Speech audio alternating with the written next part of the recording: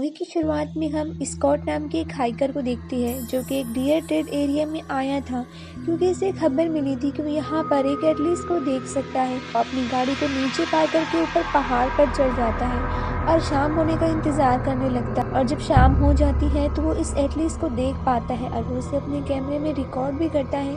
इसके बाद वो वहाँ से जाने लगता है तो वह रास्ता भटक जाता है और तभी रास्ते में उसे एक छोटा लड़का दिखाई देता है, रो रहा था। स्कॉट उससे पूछता है कि वो क्यों रो रहा है तो वो लड़का कहता है कि वो अपने माँ बाप से बिछड़ गया है, जिस पर स्कॉट उसे कहता है कि हम मिलकर तुम्हारे माँ बाप को ढूंढ लेंगे। लेकिन वो छोटा लड़का इससे दूर भागकर एक पहाड़ पर चढ़ जाता है और उसे गाड़ी देकर यहाँ से जाने के लिए लेता है। ये देखकर स्कॉट को काफ़ी हैरानी होती है। इसके बाद अब अंधेरा भी काफ़ी बढ़ जाता है और स्कॉट परेशान हो जाता है कि वो इतने अंधेरे में अपनी कार को कैसे ढूंढेगा और अब वहाँ पर ठंड भी बढ़ने लगी थी। इसके बाद स्कॉट को कुछ समझ में नहीं आता कि वो क्या करे, इसीलिए वो चट्टान के नीचे जाकर लेट जाता है। तभी उसे वहाँ पर नीचे जाने के लिए एक सीढ़ी दिखाई देती है और वो इस सीढ़ी की मदद से नीचे उतर जाता है और वहाँ पर उसे एक घर भी दिखाई देता है। उसे लगता है कि ज़रूर इस घर में कोई होगा जिससे उसे थोड़ी मदद मिल सके। इसके बाद वो घर का दरवाज़ा जाके खटखटाता है। तभी अंदर से एक औरत बाहर आती है जिसका नाम अलीना था, जो कि वहाँ पर अकेले ही रह रही थी। वो स्कॉट को अंदर बुलाती है और बिठाती है और खाना भी सर्व करती है। इसके बाद वो स्कॉट से कहती है कि वो आज रात यहीं पर रुक जाए और कल सुबह चला जाए क्योंकि ठंडी बहुत ज़्यादा है। इसके बाद स्कॉट भी मान जाता है। स्कॉट बिस्तर पर जाकर सोने लगता है तो अलीना स्कॉट के सामने आकर ही अपने सारे कपड़े उतारती है और अपने बदन को एक गीले कपड़े से पोंछती है। ये देखकर स्कॉट काफी हैरान होता है। खैर वो इसे इग्नोर करके सो जाता है और सुबह उठकर वो जाने की तैयारी करता है और अलीना के लिए कुछ पैसे भी रखता है। इसके बाद वो अपना सामान लेकर बाहर आता है तो वो देखता है कि वहाँ से वो सीढ़ी गायब थी, जिसे देखकर वो काफी ज्यादा हैरान हो जाता है और फिर थोड़ी देर वहीं पर बैठ जाता है। उसे लगता है कि शायद कोई ना कोई उसकी मदद के लिए जरूर आएगा। थोड़ी देर के बाद वो वहाँ पर बने अजीब चित्रों की फोटो लेने लगता है। तभी अलीना वहाँ पर बाहर आ जाती है तो स्कॉट उससे पूछता है कि वो सीढ़ी कहाँ गई, जिस पर अलीना उसे कोई भी जवाब नहीं देती और चुपचाप अपना काम करने लगती है। और फिर अलीना इसके कपड़ों को देखकर कहती है कि इसके कपड़े बहुत ज्यादा गंदे हो गए हैं, इसकी बीवी इसे इस हालत में देखेंगी तो वो गुस्सा करेगी। जिस पर वो अलीना से कहता है कि उसकी अब तक शादी नहीं हुई। इसके बाद वो खुद ही ऊपर जाने की कोशिश करता है, लेकिन ऐसा करना नामुमकिन था। फिर थक हार कर वो वापिस आकर बैठ जाता है। फिर हम देखते हैं कि रात हो जाती है और रात को जब वो सो रहा था तो अचानक अजीबोगरीब आवाज से इसकी आँख खुलती है। वो बाहर निकल कर देखता है तो उसे कुछ भी नहीं दिखता। वो वापस अंदर जाके सो जाता है और जब दूसरी सुबह वो उठता है तो वो यहाँ से निकलने के लिए कोई ना कोई सामान ढूंढ रहा था।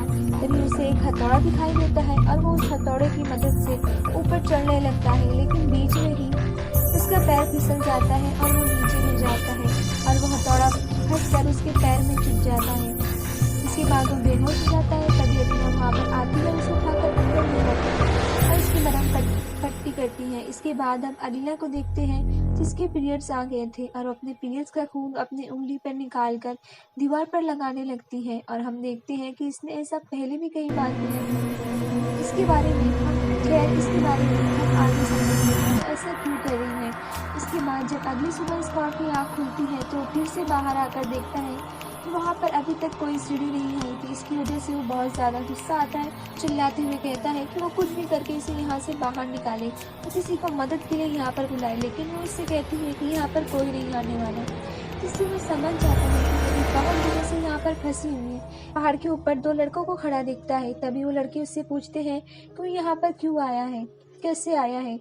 जिसके बाद वो उन्हें बताता है कि यहाँ पर एक सीढ़ी लगी हुई थी जिसकी मदद से वो नीचे लाया था, लेकिन अब वो सीढ़ी यहाँ से गायब है, क्या तुम मेरी मदद करोगे। जिस पर वो बच्चा उससे पूछता है कि इसका फेवरेट कलर क्या है, जिस पर स्कॉट रेड कहता है और वो बच्चा उससे कहता है कि अगर वो ब्लू बताता तो वो इसकी मदद जरूर करता। इसके बाद वो बच्चे वहाँ से चले जाते हैं। फिर थोड़ी देर के बाद आते हैं और स्कॉट की तरफ एक रस्सी फेंकते हैं जिसे स्कॉट अपनी कमर पर बांध लेता है और फिर वो बच्चे इस रस्सी को स्कॉट को ऊपर खींचने लगते हैं।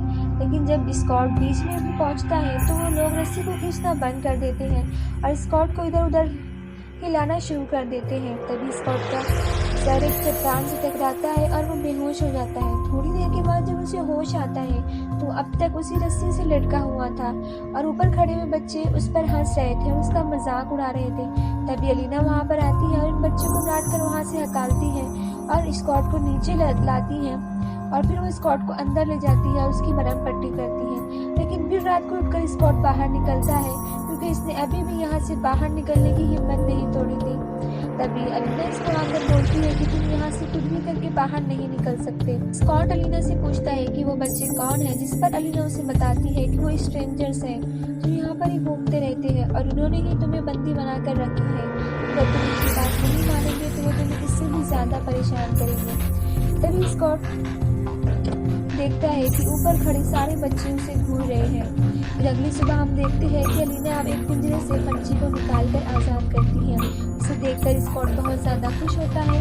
अब धीरे धीरे स्कॉट और अलीना एक दूसरे के करीब आते जा रहे थे। एक दिन अलीना स्कॉट से कहती है कि उसके कपड़े बहुत ज्यादा गंदे हो गए हैं, उसे इन्हें उतार देना चाहिए। और अलीना के पास एक सिंदूक होती है जिसे खोलती है और स्कॉट के लिए कुछ कपड़े निकाल कर लेकर आती है और स्कॉट को देती है। स्कॉट उसे अपने इतना करीब देखकर बहुत सी अजीब सा फील करता है। इसके बाद स्कॉट वहाँ पर प्लांट उगाने की कोशिश करता है। तभी वहाँ ऊपर लूकस नाम का एक बच्चा आता है जिसके जरिए इन्हें सामान प्रोवाइड करने का काम किया करता था। इसके बाद वो स्कॉट वो सामान ले लेता है और अंदर लेकर जाता है। अंदर जाकर वो लोग सामान खोल कर देखते हैं तो उसमें एक वाइन की बोतल भी होती है। स्कॉट अलीना से पूछते हैं कि वो बच्चे सारा सामान कहाँ से लाते हैं, जिस पर अलीना कहती है कि इस बारे में उसे कुछ खास पता नहीं। फिर रात को वो लोग डिनर करते हैं और वाइन भी पीते हैं और फिर ज़्यादा शराब पीने की वजह से वाइन के नशे में आकर स्कॉट और अलीना एक दूसरे से इंटीमेट भी हो जाते हैं। और जब सुबह होती है तो स्कॉट को इस बात पर बहुत अफसोस होता है कि उसने रात में शराब के नशे में ये क्या कर दिया। इसके बाद इसी तरह कुछ और दिन गुजर जाते हैं और अब हम देखते हैं कि स्कॉट के बीजों में से पौधे निकल कर आए थे और वो अपने प्लांट के पास जाकर खड़ा होता है और ये देखकर बहुत खुश होता है। तभी वहाँ पर ऊपर एक लूकस नाम का लड़का आता है और वो इससे पूछता है कि क्या वो फार्मिंग के बारे में जानता है। इस पर स्कॉट कहता है कि हाँ, इसने फार्मिंग के बारे में बहुत कुछ पढ़ा है। लूकस इससे कहता है कि वो उसे फार्मिंग सिखाएगा, जिस पर स्कॉट कहता है कि अगर वो इसे यहाँ से निकालने में मदद करेगा तो वो उसे जरूर फार्मिंग सिखाएगा। इस पर लूकस उसकी मदद करने के लिए तैयार हो जाता है। तभी वहाँ पर एक दूसरा लड़का आ जाता है जो कि इनकी बातें सुन लेता है और वो लूकस को अपने साथ लेकर जाता है। रात को लीना इसे बताती है कि वो प्रेग्नेंट है, जिसे सुनकर स्कॉट को बहुत खतरनाक झटका लगता है और वो इससे कहता है कि उसे अलीना में कोई इंटरेस्ट नहीं। उस दिन उसने सिर्फ और सिर्फ वाइन के नशे में आकर ये सब कुछ किया था, इसलिए वो उससे कोई खास उम्मीद ना रखे। फिर इसके बाद कुछ इसी तरह कुछ दिन गुजर जाते हैं और हम देखते हैं कि एक दिन कुछ पंछी आके स्कॉट के प्लांट को खराब कर देते हैं। इसके बाद स्कॉट को काफी गुस्सा आता है और वो अलीना को गालियां देकर चिल्लाने लगता है।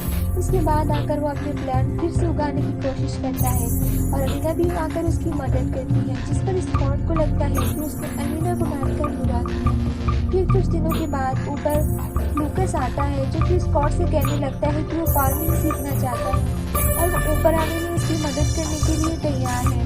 तभी वहाँ पर इनकी गैंग का एक और लड़का आता है और लूकस को पकड़ लेता है और कहता है कि अब तुम्हें सजा देने का वक्त आ गया और लूकस को वहाँ से लेकर चला जाता है। और तब स्कॉट घर के अंदर आता है तो अलीना इससे पूछती है कि वो लूकस से क्या बातें कर रहा था। तब स्कॉट उसे सारी बात बताता है। तभी अलीना इससे कहती है कि इसे स्कॉट से बात नहीं करनी चाहिए वरना वो लड़के इसे नुकसान पहुंचाएंगे। इसके बाद अलीना इससे पूछती है कि वो पहले क्या काम करता था। इस पर वो इससे कहता है कि पहले वो बहुत अच्छा फोटोग्राफर था और फिर से अपनी खींची हुई फोटोज और वीडियोज भी बताता है। इसे देखकर अलीना बहुत खुश होती है और वो दोनों पहली बार यहाँ पर खुलकर हंसते हैं। इसके बाद हम रात का सीन देखते हैं जब हम उन लड़कों को एक अजीब तरह का रिचुअल करते हुए देखते हैं।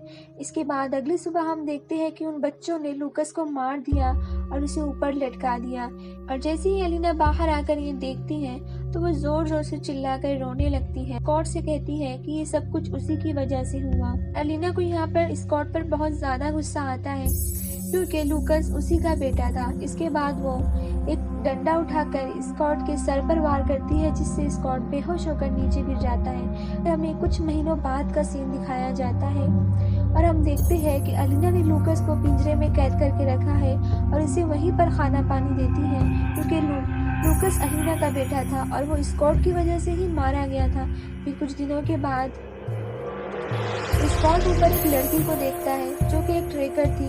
वो इससे कहता है कि वो इसकी मदद करे और वो पुलिस को यहाँ बुलाकर लाए। तब वो लड़की जाने लगती है, लेकिन तभी वो बच्चे वहाँ पर आ जाते हैं और उस लड़की का गला काट कर उसे जान से मार देते हैं। और यहाँ पर स्कॉट की यहाँ से बाहर निकलने की आखिरी उम्मीद भी ख़त्म हो जाती है। कुछ दिनों बाद एक रात का सीन देखते हैं जब ये सारे बच्चे नीचे आ जाते हैं और उनमें से जो सबसे छोटा बच्चा होता है वो आकर स्कॉट को एक फल देता है, जिसे खाकर स्कॉट बेहोश हो जाता है। और इसके बाद वहाँ पर अलीना बाहर आती है और इस सब के सब मिलकर एक अजीब तरह का रिचुअल करने लगते हैं। इस सब के सब यहाँ पर अलीना का दूध भी पीते हैं, जिससे हम ये समझ पाते हैं कि ये सारे अलीना के ही बच्चे हैं और ये लोग शैतान की पूजा कर रहे थे। हम ये भी समझ पाते हैं कि सारा का सारा प्लान अलीना का ही होता है, ताकि वहाँ पर आदमियों को पकड़ के ला सके और उनसे बच्चे पैदा कर सके और फिर आखिर वो उन आदमियों को मार देती थी। उसके बाद हम दूसरी सुबह का सीन देखते हैं जब अलीना को लेबर पेन शुरू हो गया था, क्योंकि उसका बच्चा बाहर आने का टाइम था।